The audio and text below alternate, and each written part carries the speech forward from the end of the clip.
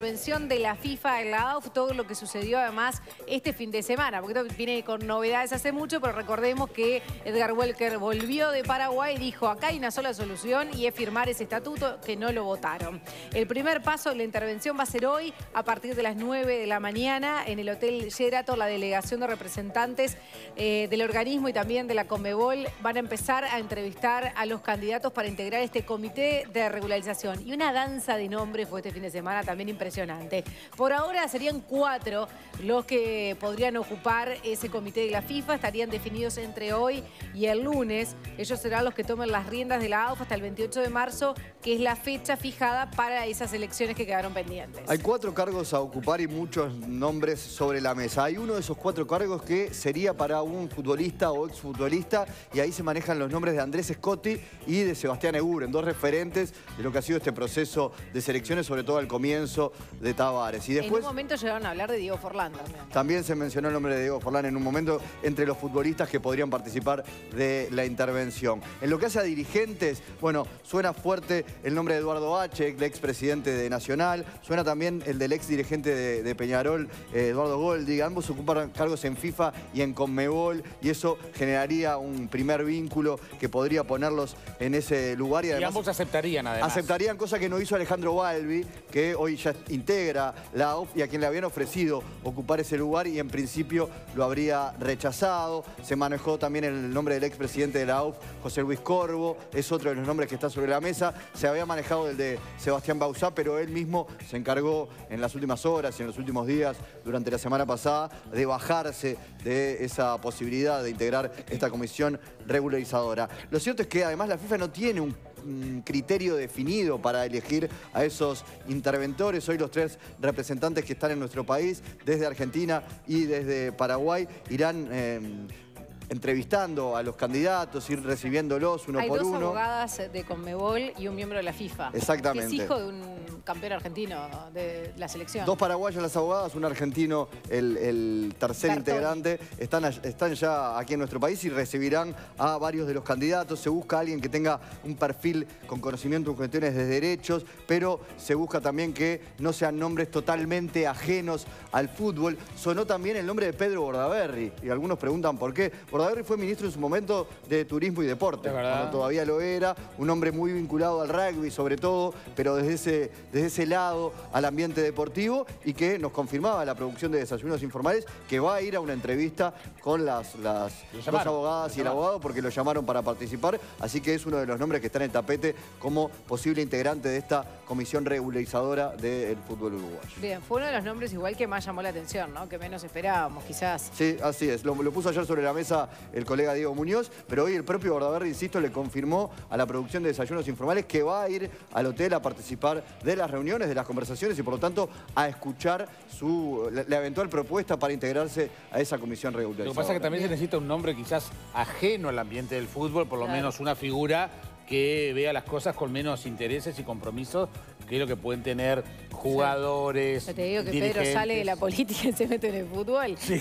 No sé qué es más estresante. Sí, salió corriendo del Parlamento. Sí, ahora... además sí, Bordaberry sigue siendo senador, ¿no? Habría que ver si ocupar un cargo de este tipo le implica dejar esa banca en el Senado, que hasta ahora ha mantenido. Sí, pero no tiene mucho sentido dejarlo, ¿no? Y bueno, le va a llevar tiempo regularizar la AUF como para seguir trabajando en el Senado. A él en el Senado le gusta mantener un ritmo de trabajo es uno de los bastante más importante que el de la mayoría. Sí, fuerte actividad. Bien, bueno, y también se van a reunir después con los que quedan del Ejecutivo, ¿no? Que está Ignacio Alonso, Alejandro Balbi y Roberto Pastoriza. Quedan cada vez menos. Claro, porque renunció Welker después de la asamblea del viernes, donde el viernes temprano decíamos, parecía claro que había una sola alternativa y era votar primero el cambio de estatuto y después las elecciones. Welker llegó con esa propuesta a la asamblea.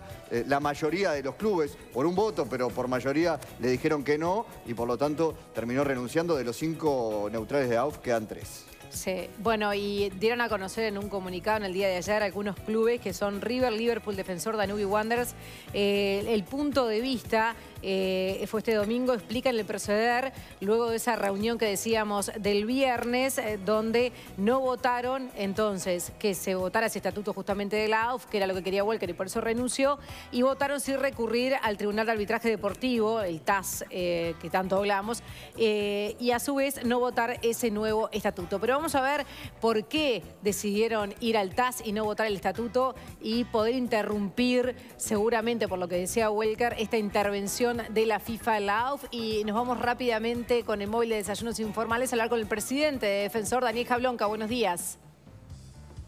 Hola, buen día, ¿cómo están ustedes? Bien, gracias por recibirnos, Daniel. Bueno, leíamos ese comunicado de los 5 clubes en los que está Defensor. ¿Por qué no votar el estatuto y sí llevar esto al TAS?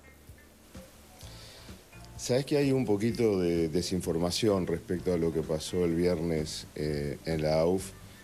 Una desinformación que yo creo que de alguna manera fue un poco adrede de alguien que salió de la reunión y dijo cosas que no eran así. Lo primero que dijo Welker es que aunque se aprobara el estatuto, no era seguro, ni siquiera podía dar ningún grado de seguridad de que la intervención no se iba a producir. Tanto es así que por aspectos formales era imposible votar ese estatuto en menos de 5, 6, 7 días. Incluso parecía, por lo que dijeron los juristas, de que no se iba a poder votar ese estatuto en una semana o 10 días, como se le quería decir a la FIFA. Pero hay un segundo aspecto también bastante importante y que no se manejó, digamos, de la manera veraz, y por eso también hay una confusión. El estatuto que se propuso por la moción que presentó el presidente Peñarol era votar el estatuto en su versión del 9 de abril, porque el estatuto, como se venía discutiendo hace tiempo, había varias versiones. La versión del 9 de abril, que era la que se propuso votar, no incluía a los grupos de interés, por ejemplo, a los jugadores. Entonces, si se hubiera llegado a proponerle a la FIFA, supongamos en esa votación que salió 9-8, que hubiera salido a favor de presentarle a la FIFA votar ese estatuto, la FIFA igual no hubiera aceptado de ninguna manera votar un estatuto que no contemplaba justamente a los grupos de interés, donde uno de ellos ni más ni menos eran los jugadores. Entonces, por eso te decía, no fue, de la manera que se informó. Ahora, Daniel, por ¿quién quienes decís que salieron. con intención trató de desinformar? El presidente Peñarol desinformó, porque dijo una información que no era veraz. Ignacio Alonso también dio una versión que no era absolutamente veraz, porque te repito, y todos los que estábamos presentes en la asamblea te lo pueden decir, lo primero que dijo Edgar Welker, es que de la reunión con Domínguez surgió que incluso, aunque se aprobara este estatuto, que aparte materialmente era casi imposible aprobarlo en una semana porque había muchos temas pendientes, con ese estatuto, en esa versión que se iba a aprobar, la FIFA intervenía de todas maneras. Digo, no lo frenabas. Daniel, y él mismo lo dijo, que aunque se aprobara, no significaba que no viniera la FIFA. Daniel, pero tras renunciar, Welker dijo que se podría haber evitado este manchón histórico del fútbol uruguayo. ¿A qué se refería entonces con que se podría haber evitado? ¿Había una posibilidad entonces de que la FIFA no interviniera? ¿O era lo más probable? Claro, él manifestó que había una posibilidad, pero esa posibilidad no era absolutamente cierta. Era una posibilidad. Nosotros estamos convencidos que aprobando la versión del estatuto del 9 de abril, que no incluía a los grupos de interés y básicamente a los jugadores, no se hubiera logrado nada y la FIFA hubiera intervenido de todas maneras. Jablonka, ¿y por qué no se aprueba de una vez el estatuto que incluya a los grupos de interés, como está reclamando la FIFA y de hace mucho tiempo se viene discutiendo y postergando y que ha llevado a esta situación? No termina de entenderse la posición de los clubes, sobre todo de los clubes que en su momento respaldaron la candidatura de Abulafia, que no tenía y terminó sin el certificado de idoneidad, por producto de elementos que no están vinculados a todo lo que fue la bajada de la candidatura de Wilmar Valdés y los episodios de los audios que también le provocaron que no tuviera ese examen Arturo del Campo, y ahora no se vota este nuevo estatuto. ¿Cuál es el objetivo de esos clubes? ¿Qué es lo que pretenden lograr? Yo te diría que más que no entenderse lo de los clubes, lo que no debería entenderse es lo de la FIFA, que el día 31 de julio, por la misma persona que después el 21 de agosto mandó otro comunicado, el 31 de julio mandó un comunicado y decía que el plazo para aprobarse el estatuto era el 2 de diciembre. 21 días después, la misma persona que el 31 de julio mandó un comunicado diciendo que la fecha de aprobación del estatuto era el 2 de diciembre, dice que ahora la fecha de aprobación del estatuto es 21 de agosto. O sea, es absolutamente incoherente lo que ha hecho la FIFA en ese sentido, no se entiende.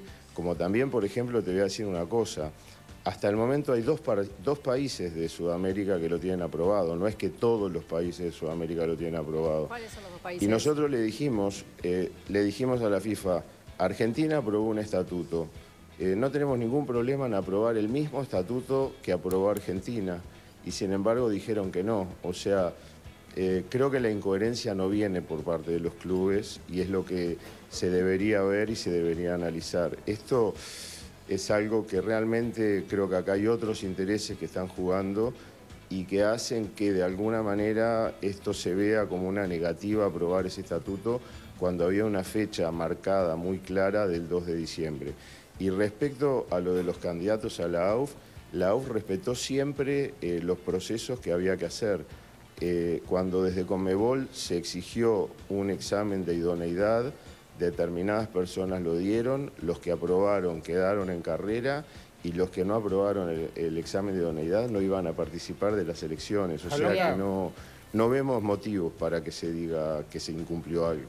Jablonka, ¿y cuál es esa lucha de intereses? ¿Cuáles son los intereses que están en pugna? ¿Y qué va a pasar de aquí en adelante? ¿Quién va a gobernar el fútbol? ¿La intervención? ¿Qué va a pasar con lo que va a hacer la AUF con el TAS, el pedido, digamos, de recurrir esta decisión? ¿Cómo va a quedar todo en el medio de esa lucha de intereses que tampoco nos queda claro de cuál es esa pelea? Y con un campeonato en juego, además. Además, con un campeonato en juego. Y un mundial que se viene ahora en Uruguay, juvenil.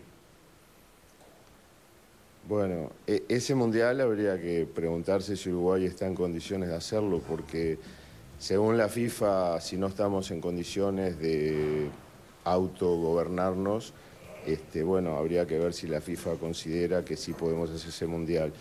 Pero también hay que ver una cosa, acá se habla como que la ida al TAS fuera un desafío a la FIFA. La ida al TAS, primero que nada, está contemplada en los propios estatutos de la FIFA, que te permite ir al TAS como un órgano de apelación, pero aparte Uruguay ya ha concurrido al TAS, por ejemplo, en el caso Suárez. Sí. Entonces, ahora también se ha dicho como que ir al TAS es desafiar a la FIFA. Sería como que me digas que si tú vas a un tribunal o apelás algo de la justicia en un país, estuvieras desafiando a la justicia de ese país. Está previsto en los propios estatutos de la FIFA.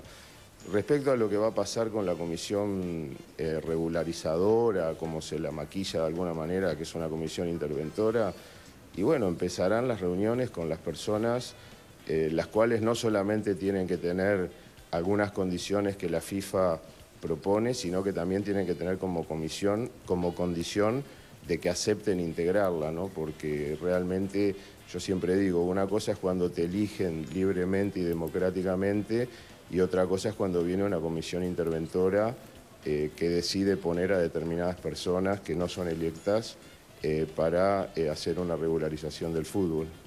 Daniel, ahora, ¿qué pasa con el fútbol de aquí en más? ¿Quién determina la fijación de las fechas? ¿Quién va a mandar en el fútbol uruguayo en estos meses de acá a febrero? Insisto, con el campeonato que está en juego y falta la definición, ni más ni menos, ¿no? Que sabemos que ahí pesan muchas veces los intereses de los clubes también. No, mirá, digo, el fútbol uruguayo tiene una separación entre lo que es el Consejo Ejecutivo y la mesa ejecutiva, que en definitiva es la que fija los partidos. Digo, el Consejo Ejecutivo no juega, digamos, en lo que es la fijación de la fecha. El campeonato debería continuar normalmente y no debería haber ningún problema. O sea que desde ese punto de vista creo que está todo garantizado para que siga. Bien. Bien, ¿y qué pasa con los nombres que se están manejando? ¿Qué te parecen para la comisión interventora? No, es lo que te dije, digo, los respeto, los conozco, son decisiones personales que no me parecen ni bien ni mal. Yo personalmente no aceptaría, pero no me parece mal que otras personas acepten integrarlo. ¿Por qué no aceptarías? Porque me parece que el fútbol no ha hecho nada como para que haya sido intervenido por la FIFA. O sea, acá se ha hablado de falta de transparencia en el proceso eleccionario, y creo que más transparencia de que los candidatos que no aprobaron las condiciones impuestas por Conmebol no iban a participar del acto eleccionario. Por otro lado, como te digo, o sea, nosotros teníamos un plazo hasta el 2 de diciembre para aprobar el estatuto, y el 21 de agosto se nos dice que se acabó el plazo cuando todavía quedaban 3 meses y medio para aprobar el mismo, y estaba muy adelantado. Pero a la luz de los hechos que habían sucedido. Bueno, pero había un proceso eleccionario con 2 nuevos candidatos que sí tenían digamos, el examen de idoneidad aprobado, que es lo que exige la Conmebol. O sea que de alguna manera se estaba cumpliendo todo lo que se venía pidiendo, tanto por parte de Conmebol como por parte de FIFA. Bien, Daniel Jablonka, muchísimas gracias por este móvil. Buena jornada. Bueno, a las órdenes. Gracias. Hasta luego, igualmente. Gracias. Bien, vamos a hablar más.